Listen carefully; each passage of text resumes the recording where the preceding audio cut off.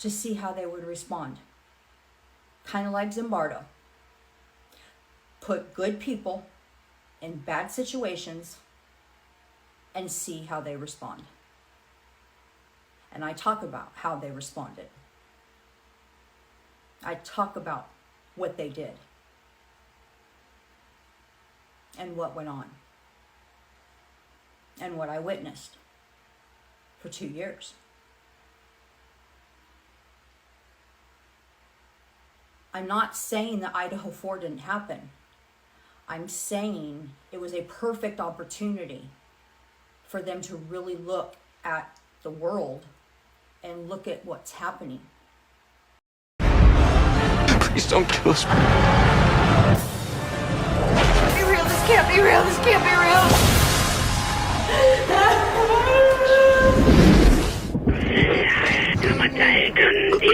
You like what you see! You guys could make millions off this. You guys could make millions off this. Hi guys. So what I can't seem to stop thinking about is the social experiments. And I know I talked about it recently. And I know it would be very maddening for a lot of us to find out that the Idaho 4 case was a social experiment. I'm not saying that it didn't happen. What I'm saying is that it happened and somebody may have said, this is a perfect opportunity for us to really study social media and mainstream media and how this is affecting the world, because look at what it did immediately. It affected the world immediately. True crime in social media, on social media, and most particularly on YouTube. My Spotify podcast with those episodes on there where I talk about my experience in true crime on YouTube. If you really listen to what I was talking about was happening, that piece right there is a social experiment. Because this Idaho 4 case was ruining people's lives. It still is.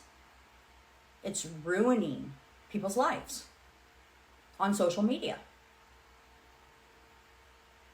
I think there were particular groups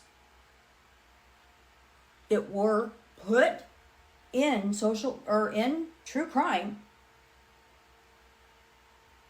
with specific things to do to other individuals to see how they would respond. Kind of like Zimbardo. Put good people in bad situations and see how they respond. And I talk about how they responded. I talk about what they did and what went on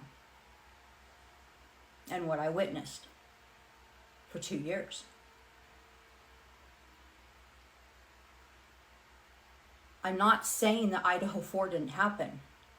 I'm saying it was a perfect opportunity for them to really look at the world and look at what's happening. Because, guys, true crime, you gotta admit this. You gotta admit this with me. It's almost like we're addicted. They got us addicted. A lot of people got addicted to not only the story itself, but doing stories about it. I truly believe that. There are creators that are still talking about this case today, like myself. Nobody's moved on. Nobody has freaking moved on. Mainstream media hasn't moved on. Now what's happening is some of us are going back and listening to the hearings, listening to the press conferences,